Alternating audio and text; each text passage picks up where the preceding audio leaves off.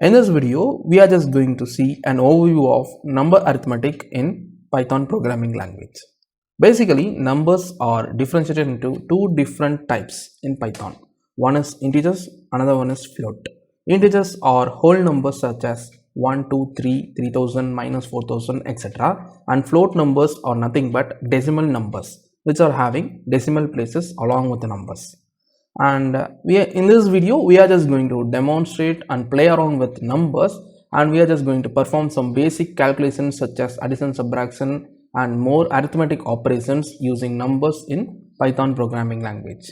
I am just going to open Jupyter Notebook, and in this Jupyter Notebook, if you don't want this header, you can just go to view and click on this show header so that it disappears. If you want the header, you can just re-click this show header inside the view tab, and coming to the new file created, you can see this is the new notebook created by me before 28 minutes. And here, if you want to use Python as a simple calculator, you can directly write programming lines like 2 and shift enter, it returns the same number. And if you want to perform simple arithmetic operations like addition, you can just give like 2 plus 3, shift enter. You can see this is the output of the 2 plus 3, which is nothing but 5. And if I want to perform subtraction, for example, you can give like 5 minus 2, shift enter, you will get the result. And if you want multiplication operation, you can give like 7 asterisk 3, shift enter, you will get the result. If you want to perform division, you can go like 7 divided by 2, you will get shift enter to be 3.5 as the output. So these are all the basic arithmetic operations that you can perform using the Python programming language inside and in and around the Python programming language.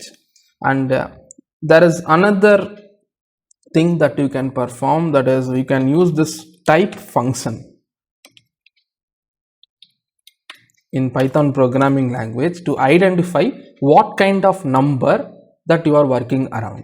So for example, if I pass like type of 2, so don't worry about what is this type function or what the function is. We are not going to go in deep about this particular function in this video. We are just going to do some basic arithmetic operations, that's it.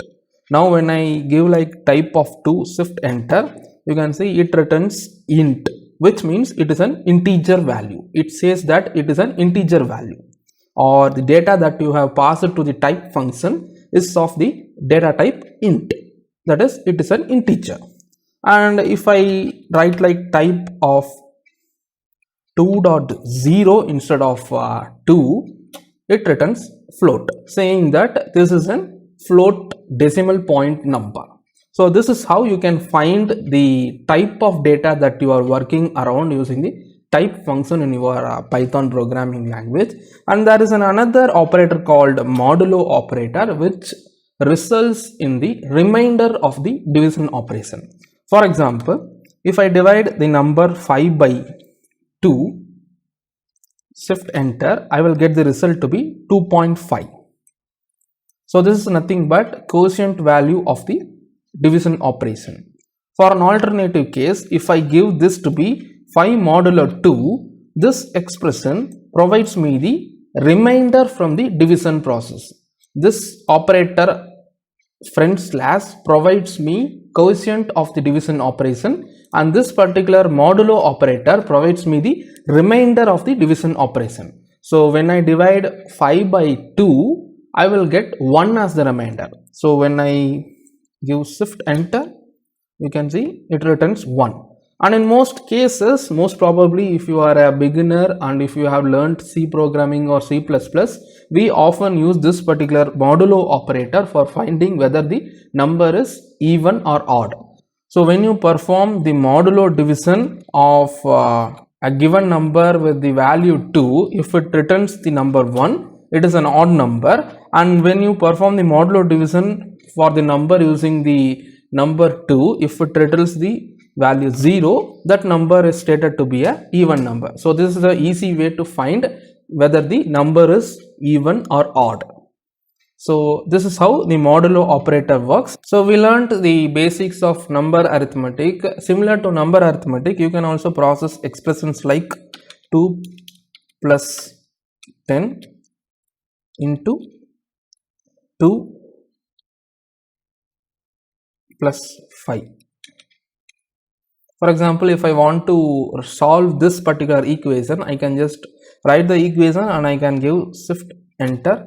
You can see it has been resolved to be the output having the value 27.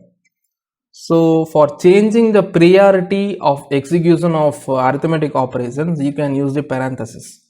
Here you can clearly see the expression has been evaluated based on the priority of the multiplication operator. That is, first these two will be executed because the multiplication is having the highest priority. So 10 into 2 will be 20, and after that 2 plus 20 plus 5 yields me 27. For instance, if I want these two to be executed first and then this two to be executed second, and finally I want all these three things to be executed, I can just change the priority by using the parenthesis. So I will just rewrite the expression with the parenthesis. You can clearly see when I write like bracket 2 plus 10 into bracket 2 plus 5, shift enter. This changes the output. Now what happens here is, first the expressions available inside the parenthesis executes, that is 2 plus 10 will be executed and 2 plus 5 will be executed. So here it results to be 12 and here it results to be 7. So 12 into 7 results me with 84. So this is how, using parenthesis, you can just logically change the priority of operation in the arithmetic expressions in Python programming language. And one more thing is, using this Python, you can also express the exponent values of a number. For example, if I want to output the value of 2 to the power 3, what I can do is I can just write like 2 asterisk asterisk 3. When I give or execute this particular line, I will get 8. That is 2 to the power 3 is 8. And when I write like 4 asterisk asterisk 4, it tells me the 4 to the power 4 value, that is 256. So this is how you can express exponential form of a number in Python programming language using 2 asterisk symbols. And I hope in this particular video you learned some basic arithmetic operations, how they can be performed in the Python programming language. And I hope you learned something new in this video. See you in the next video. Thanks for watching.